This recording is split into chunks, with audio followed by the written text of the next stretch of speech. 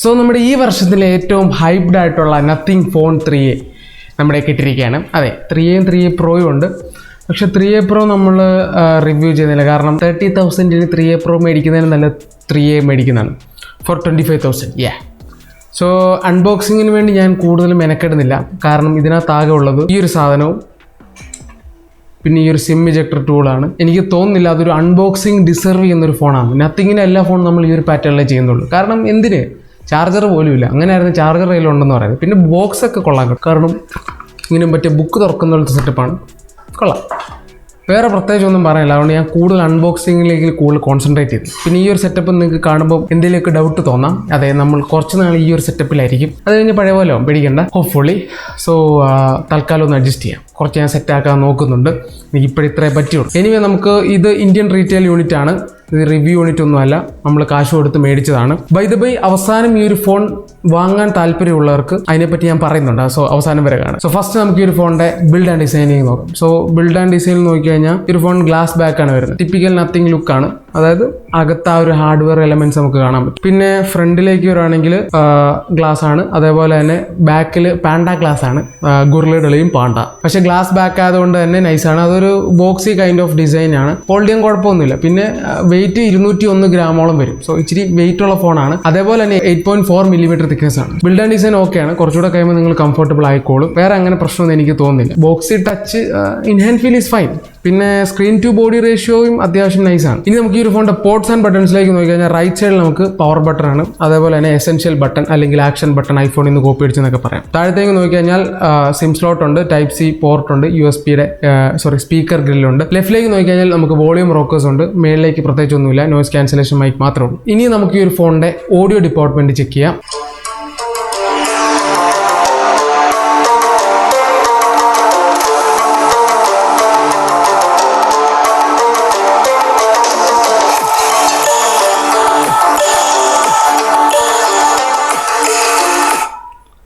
So അത്യാവശ്യം നല്ല ഒരു ഓഡിയോ എക്സ്പീരിയൻസ് ആണ്. ഡുവൽ സ്റ്റീരിയോ സ്പീക്കേഴ്സ് ഒക്കെ ഫൈനാണ്, നല്ല ക്വാളിറ്റി ഉണ്ട്, എസ്പെഷ്യലി കൊള്ളാം, നൈസാണ്. സോ ഫസ്റ്റ് നമുക്ക് ഈ ഒരു ഫോണിൻ്റെ finger print face unlock check ചെയ്യാം. ആദ്യമേ ഫേസ് അൺലോക്ക് ചെക്ക് ചെയ്യാം.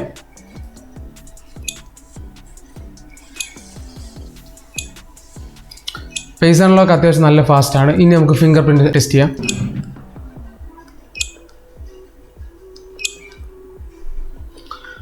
ഫിംഗർ പ്രിൻറ്റ് അത്യാവശ്യം ഫാസ്റ്റാണ്. എനിക്ക് ആകെ ഒരു ബുദ്ധിമുട്ട് ഈ ഒരു ഫോണിൽ തോന്നിയത് ഈ എസെൻഷ്യൽ ബട്ടണും പവർ ബട്ടണും തമ്മിൽ നമുക്കൊരു കൺഫ്യൂഷൻ ആവും. കാരണം ഇടയ്ക്കിടയ്ക്ക് ഞാൻ ഈ എസെൻഷ്യൽ ബട്ടണിൽ കയറി ക്ലിക്ക് ചെയ്തിട്ടാണ് പവർ ബട്ടൺ ആണെന്ന് വിചാരിച്ച് ക്ലിക്ക് ചെയ്യുന്നത്, ഫോൺ ഓൺ ആകാൻ വേണ്ടി. പക്ഷേ അതൊരു കൺഫ്യൂഷനാണ്.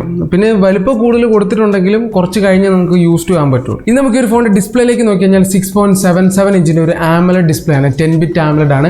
HDR10+ ഉണ്ട്. 800 nitsന്റെ നോർമൽ ബ്രൈറ്റ്നസ് ഉണ്ട്. അതേപോലെ 1300 പീക്ക് ബ്രൈറ്റ്നസ് ഉണ്ട്. അപ്പോൾ അത്യാവശ്യം സെറ്റപ്പ് എല്ലാം ഉള്ള ഒരു ഡിസ്പ്ലേ ആണ്. 120 Hz റിഫ്രഷ് റേറ്റും ഉണ്ട്. ഇനി സൺലൈറ്റ് ഉള്ള വിസിബിലിറ്റി ഒക്കെ നോക്കി കഴിഞ്ഞാൽ അത്യാവശ്യം കുഴപ്പമില്ല എന്ന് ഞാൻ പറയുള്ളൂ. ഞാൻ ദി ബെസ്റ്റ് എന്ന് പറയില്ല, ഇതിലും ബെറ്റർ ഫോൺസ് നമ്മൾ യൂസ് ചെയ്തിട്ടുണ്ട്. സോ ബ്രൈറ്റ്നസ് ഈസ് ഓക്കെ, നിങ്ങൾക്ക് കാണാം, കുഴപ്പമില്ല എന്നുള്ള രീതിയിലാണ്. പിന്നെ കളേഴ്സൊക്കെ നോക്കി കഴിഞ്ഞാൽ കളേഴ്സൊക്കെ നൈസാണ്. AMOLED ഡിസ്പ്ലേയുടെ കേസിൽ കുഴപ്പമൊന്നുമില്ല. കുറച്ചുകൂടെ ബ്രൈറ്റർ ആയിരുന്നെങ്കിൽ കുറച്ചുകൂടെ നൈസ് ആയിരുന്നു. ഇനി നമുക്ക് റിഫ്രഷ് റേറ്റിനെ നോക്കി കഴിഞ്ഞാൽ 60 Hz ഉണ്ട്, 120 Hz ഉണ്ട്, പിന്നെ ഡൈനാമിക് എന്ന് പറയുന്ന ഒരു ഷിഫ്റ്റും ഉണ്ട്. സോ എനിക്ക് ഡൈനാമിക്കിലാണ് യൂസ് ചെയ്തത്, ഒരു ഇഷ്യൂവും ഫേസ് ചെയ്തില്ല. സത്യം പറഞ്ഞാൽ ആദ്യമായിട്ടാണ് ഒരു ഫോൺ ഓട്ടോ മോഡിൽ ടെസ്റ്റ് ചെയ്തിട്ട് ഒരു ഇഷ്യൂവും തോന്നാത്തത്.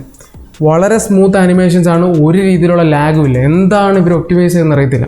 പ്രോസസ്സറിനെ ശരിക്കും ഇവർ ഊറ്റിയിട്ടുണ്ട്. കാരണം അത്രയ്ക്ക് പെർഫോമൻസ് എന്ന് പറഞ്ഞാൽ ഒരു പെർഫോമൻസിൽ ആ സ്മൂത്ത്നെസ് എന്ന് പറഞ്ഞാൽ ഒരു രക്ഷയില്ല. പ്രത്യേകിച്ച് ആനിമേഷൻസ് നൈസാണ്. ഏതായാലും നമുക്ക് അടുത്ത കാറ്റഗറിയിലേക്ക് നോക്കാം, അതായത് പെർഫോമൻസ്. അതെ, ഈ ഒരു ഫോൺ നമുക്ക് ലഭിക്കുന്ന 7S Gen 3 എന്നൊരു ചിപ്സെറ്റാണ്, സ്നാപ്ഡ്രാഗണിൻ്റെ.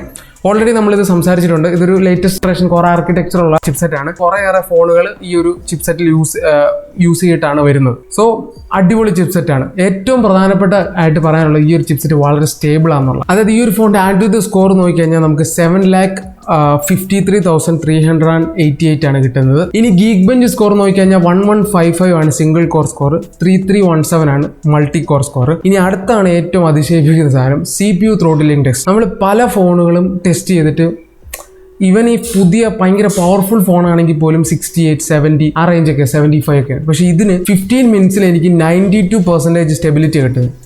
അതൊരു കൈൻഡ് ഓഫ് സ്റ്റേബിൾ റെക്കോർഡാണ് 92%. നമ്മൾ 100% ത്രോട്ടിലാകാത്ത ഫോൺ ഉണ്ടായിട്ടുണ്ട്, പക്ഷെ അത് ഭയങ്കര പവർ കുറഞ്ഞ. ഈ ഒരു പ്രൈസ് റേഞ്ചിൽ ഏറ്റവും സ്റ്റേബിൾ ആയിട്ടുള്ള ഒരു ചിപ്സ്, ഈവൻ ഡിമെൻസിറ്റിയിലും സ്റ്റേബിൾ ആണെന്ന് വേണം പറയാം. കാരണം 92% ഇസ് റിയലി ഗുഡ്. ഇനി 30 മിനിറ്റ്സിന്റെ ടെസ്റ്റിൽ നമുക്ക് 88% സ്റ്റെബിലിറ്റി കിട്ടി, അതും നൈസാണ്. 30 മിനിറ്റ്സിൽ 88% സ്റ്റെബിലിറ്റി എന്ന് പറഞ്ഞാൽ അത് നൈസാണ്. അപ്പം ഇനി ഡേ ടു ഡേ പെർഫോമൻസ് എങ്ങനെയാണെന്ന് ചോദിച്ചാൽ ഒരു പ്രശ്നവുമില്ല. നിങ്ങൾക്ക് സോഷ്യൽ മീഡിയ ആണെങ്കിലും എന്താണെങ്കിലും വളരെ സ്മൂത്തായിട്ട് നിങ്ങളുടെ ഡേ ടു ഡേ ടാസ്ക് ഒക്കെ പെർഫോം ചെയ്യാൻ പറ്റും. അതായത് ഒരു പെർഫെക്റ്റ് ഫോൺ എന്നാണ് പറയാം. അതായത് പെർഫോമൻസിന് വരുന്ന കൈൻഡ് ഓഫ് പെർഫെക്റ്റ് ഫോണാണ് ഫോർ ഡെയിലി യൂസസ്. എന്ന് വെച്ചാൽ ഗെയിമിങ്ങിൻ്റെ ഒക്കെ ഞാൻ പറയാം, അത് വേറെ കാര്യം. പക്ഷേ normal day to day task, social media scrolling ഒരു പ്രശ്നവുമില്ല, വളരെ സ്മൂത്ത് ആയിട്ടുള്ള ഒരു സംഭവമാണ്. ഇനി ഗെയിമിങ്ങിലേക്ക് വരുമ്പോൾ നമുക്ക് BGMA ഉണ്ട്. BGMA 60 FPS കളിക്കാം, ഈവൻ 90 FPS ഓപ്ഷൻ ഉണ്ട്. സോ 90 FPS നൈസാണ്. അതായത് വളരെ സ്റ്റേബിൾ ആയിട്ടുള്ള ഗെയിം പ്ലേ നിങ്ങൾക്ക് കിട്ടും. പിന്നെ ഇതൊരു ഗെയിമിംഗ് ഫോണല്ല, സോ കാഷ്വൽ ഗെയിമിങ്ങിന് നൈസാണ്. പക്ഷേ ഈ ഒരു ഫോൺ കേപ്പബിൾ ആണ്, ഗെയിം ഇട്ട് ഓടിക്കാനുള്ളൊരു കഴിവുണ്ട്. ഹീറ്റിംഗ് ഒന്നും ഫേസ് ചെയ്തിട്ടില്ല. അത്യാവശ്യം കുറച്ച് നേരം ഞാൻ കളിച്ച് നോക്കി, വലിയ രീതിയിൽ ഒരു വാം ആവുന്നുണ്ട്, അല്ലാതെ ഒരു മേജർ ഹീറ്റിംഗ് ഇഷ്യൂ ഒന്നും ഇതിനകത്ത് ഫേസ് ചെയ്തിട്ടില്ല. So performance is just perfect. ഈ ഫോണിന്റെ പ്രധാനപ്പെട്ട ഹൈലൈറ്റ് പെർഫോമൻസ്, അതിനകത്തൊന്നും പറയാനില്ല. ഇനി അടുത്തായിട്ട് നമുക്ക് ഈ ഫോണിന്റെ ക്യാമറ കാറ്റഗറിയിലേക്ക് കടക്കാം. 50 മെഗാ പിക്സലിന്റെ പ്രൈമറി ക്യാമറയാണ്, സോണിയുടെ പ്രൈമറി ക്യാമറയാണ്. അതേപോലെ തന്നെ നമുക്ക് 50 മെഗാ പിക്സലിന് ടെലിഫോട്ടോ ഉണ്ട്, 2x ടെലിഫോട്ടോ. അതേപോലെ നമുക്ക് 8 മെഗാ പിക്സൽ അൾട്രാ വൈഡ് ഉണ്ട്. പ്രഹസനവും തേങ്ങയൊന്നുമില്ല, സന്തോഷം. ഇനി ഫോട്ടോസിലേക്ക് നോക്കിക്കഴിഞ്ഞാൽ ലാൻഡ്സ്കേപ്പ് ഫോട്ടോസ് എന്ന് പറയും. ലാൻഡ്സ്കേപ്പ് ഫോട്ടോസിലേക്ക് നോക്കിക്കഴിഞ്ഞാൽ നമ്മൾ ഇത്ര നാളും ടെസ്റ്റ് ചെയ്തു. ഇപ്പോൾ കഴിഞ്ഞായിട്ട് നമ്മൾ ടെസ്റ്റ് ചെയ്ത് Realme 14 Pro Plus. സോ അത് വെച്ച് നോക്കുമ്പോൾ ഇതിൻ്റെ ക്യാമറ മീൻസ് കുറച്ചുകൂടെ നാച്ചുറൽ കൈൻഡ് ഓഫ് ഫോട്ടോസാണ് കിട്ടുന്നത്.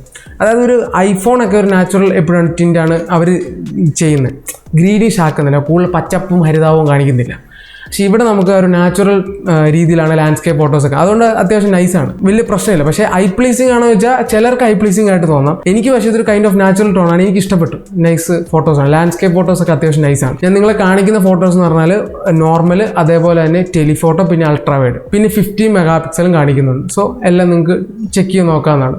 അത്യാവശ്യം നല്ല ഫോട്ടോസാണ്, ലാൻഡ്സ്കേപ്പ് ഉണ്ട്. ഡേ ലൈറ്റിൽ അത്യാവശ്യം നൈസ് ഫോട്ടോസാണ് കിട്ടുന്നത്. ഇനി പോർട്രേറ്റ് ഫോട്ടോസ് നോക്കി കഴിഞ്ഞാൽ പോർട്രേറ്റ് ഫോട്ടോസ് അത്യാവശ്യം നൈസാണ്, നല്ല ഈ പറഞ്ഞ ബ്ലറൊക്കെ ഉണ്ട്. സോ വേറെ ഇഷ്യൂസ് ഒന്നും ഫേസ് ചെയ്തില്ല. ഇനി ഹ്യൂമൻ സബ്ജക്റ്റിലേക്ക് നോക്കുകയാണെങ്കിൽ ഇവിടെയും പോർട്രേറ്റ് ഒരു രക്ഷയില്ല. ഇവരുടെ ആ ഒരു 3x പോർട്രേറ്റ് നൈസാണ്.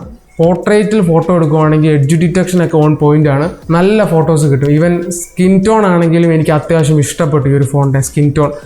ആ ഒരു സ്കിൻ ടോൺ പ്രൊഡ്യൂസ് ചെയ്യുന്ന രീതി നൈസാണ്.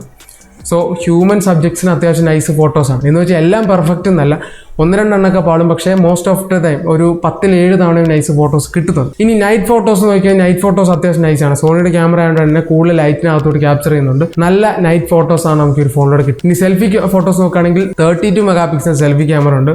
32 വെച്ച് നല്ല കിടിലും ഫോട്ടോസാണ് കിട്ടുന്നത്. സോ ഫോട്ടോസ് സെൽഫിയുടെ നോക്കി കഴിഞ്ഞാൽ അത്യാവശ്യം നൈസ് ഫോട്ടോസാണ് കിട്ടുന്നത്. വേറെ എനിക്ക് പ്രശ്നങ്ങളൊന്നും തോന്നില്ല. നോട്ട് ഗ്രേറ്റർ ലൈക്ക് റെയർ പോലെ എന്തായാലും വരത്തില്ല, but kind of decent selfie photos എന്നാണ് പറയുന്നത്. ഇത് നമുക്ക് ഒരു ഫോണിൻ്റെ വീഡിയോ ക്യാപ്ചറിങ് നോക്കി കഴിഞ്ഞാൽ റെയറിലും 4K ഉണ്ട്. സോ ഇതാണ് നത്തിങ് ഫോൺ 3A എന്നുള്ള rare video footage, 4K 30 FPS. So OS-ൻ്റെ സ്റ്റെബിലൈസേഷൻ ഉണ്ട്. അത്യാവശ്യം നമ്മൾ ഓഡിയോയിലും നല്ല രീതിയിൽ തന്നെ സ്റ്റെബിലൈസ്ഡ് വീഡിയോ ആണ്, കുഴപ്പമില്ല. സോ ഇതാണ് നത്തിങ് ഫോൺ 3A എന്നുള്ള front video footage. 1080p 60 FPS and 30 FPS ഉണ്ട്. സോ 4K തരേണ്ടതായിരുന്നു, അതില്ല. വീഡിയോ കുഴപ്പമില്ല, സ്റ്റേബിളാണ്. സോ ഓവറോൾ ഈ ഒരു ഫോണിൻ്റെ ക്യാമറ ഡീസൻറ്റ് അല്ലെങ്കിൽ ഒരു ഗുഡ് ലെവലിലേക്ക് വരുന്നു എന്ന് വേണം പറയാം. ഒന്നുകൊണ്ട് പേടിക്കേണ്ട, നത്തിങ് ആയതുകൊണ്ട് വിത്തിൻ 1 ഇയർ എന്നല്ല, ഒരു 3-4 മാസങ്ങൾക്കൊണ്ട് തന്നെ ഇത് റിഫ്രഷായി ഇതിന് ക്യാമറ വേറെ ലെവലായി മാറും. ഇവൻ നമ്മൾ ഫോൺ 2A കേസ് നോക്കിക്കഴിഞ്ഞാലും അതേപോലെയാണ്, ക്യാമറ ഇമ്പ്രൂവ് ആയി വന്നെന്നാണ് പറയപ്പെടുന്നത്. സോ ഇതിൻ്റെ ക്യാമറ ഇമ്പ്രൂവ് ആകും ഓഫ് കോഴ്സ്, കാരണം നത്തിങ് ആയതുകൊണ്ട് നമുക്ക് അപ്ഡേറ്റ്സ് കുറച്ച് വിശ്വസിക്കാം. ബാക്കിയൊക്കെ നമ്മൾ തള്ളും, അവർ അപ്ഡേറ്റ്സ് പുഷ് ചെയ്യും, അത് ഫിക്സ് ചെയ്യും എന്നൊക്കെ നമ്മൾ ഇപ്പോൾ ഈവൻ ക്രിയേറ്റേഴ്സ് ആണെങ്കിലും പറയും. പക്ഷേ കാര്യമൊന്നുമില്ല, അവർ ചെയ്യാറില്ല. പക്ഷേ മീൻസ് ബ്രാൻഡുകൾ നത്തിങ് പക്ഷേ ഓൾറെഡി അവരുടെ കമ്മ്യൂണിറ്റീന് ആ ഒരു മൈൻഡ് ഉള്ളതുകൊണ്ട് അവർ ചെയ്യും. സോ നമുക്ക് പ്രതീക്ഷിക്കാം. ഇനി അടുത്തായിട്ട് നമുക്ക് ഒരു ഫോൺ സോഫ്റ്റ്വെയറിലേക്ക് നോക്കി കഴിഞ്ഞാൽ നമുക്ക് നത്തിങ്ങിൻ്റെ OS 3.0 ആണ്.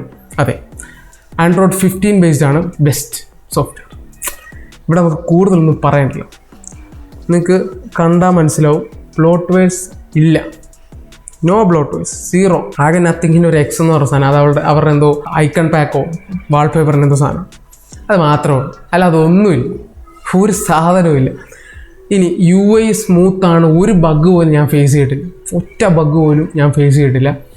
സോ അടിപൊളിയാണ്. ഈവൻ നമ്മൾ ഇൻസ്റ്റാഗ്രാമൊക്കെ ഒപ്റ്റിമൈസ് ചെയ്യുന്ന രീതി നൈസാണ്. ഈവൻ പല ഫോണുകളിലും നമ്മുടെ ഈ ഗൂഗിൾ ഫീഡ് ശരിക്ക് ചിലപ്പോൾ വലിക്കാറുണ്ട്, അതിങ്ങനെ ലാഗ് വരാറുണ്ട്. ഇത് വളരെ സ്മൂത്താണ്. Software is great.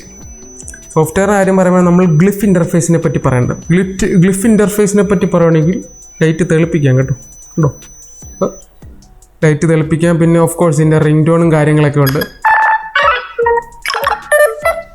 മിന്നി നമുക്ക് കളിപ്പിക്കാം, കാര്യമൊന്നുമില്ല, ലൈറ്റ് കത്തും, അത്രേ ഉള്ളൂ. വേറെ പ്രശ്നമൊന്നുമില്ല. പിന്നെ ഇതിനകത്തുള്ള ഫ്ലിപ്പ് ടു ഗ്ലിഫ് ഉണ്ട്, പിന്നെ ടൈമറിൻ്റെ ഗ്ലിഫ് വെച്ച് നമുക്ക് കൺട്രോൾ ചെയ്യാൻ പറ്റും.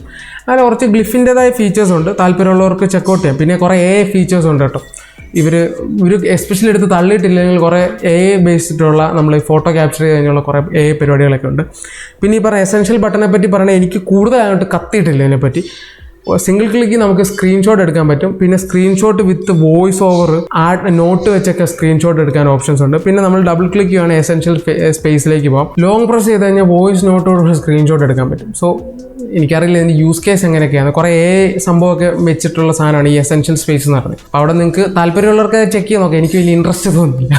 എനിവേ, അപ്പം ഇതൊക്കെയാണ് സോഫ്റ്റ്വെയറിൻ്റെ ഫീച്ചേഴ്സ് എന്ന് പറയുന്നത്. Software is really good. അടുത്താണ് വ്യൂ ഫോണിൻ്റെ കണക്ടിവിറ്റി നോക്കി കഴിഞ്ഞാൽ 5G+ കാരിയർ അഗ്രിഗേഷൻ സപ്പോർട്ടഡ് ആണ്, ഇഷ്യൂസ് ഒന്നുമില്ല. ഇനി സെൻസേഴ്സിൻ്റെ കാര്യങ്ങൾ നോക്കിയാൽ സെൻസേഴ്സ് ഒക്കെ നൈസാണ്. സെൻസേഴ്സ് എല്ലാ സെൻസേഴ്സും ഉണ്ട്, വേറെ പ്രശ്നങ്ങളൊന്നുമില്ല. ഇനി ഫൈനലി നമുക്ക് ഈ ഫോണിൻ്റെ ഹാപ്റ്റിക് ഫീഡ്ബാക്ക് നോക്കി കഴിഞ്ഞാൽ നല്ല ഫീഡ്ബാക്കാണ് ലഭിക്കുന്നത്. അത്യാവശ്യം നല്ല ഫീഡ്ബാക്കാണ്.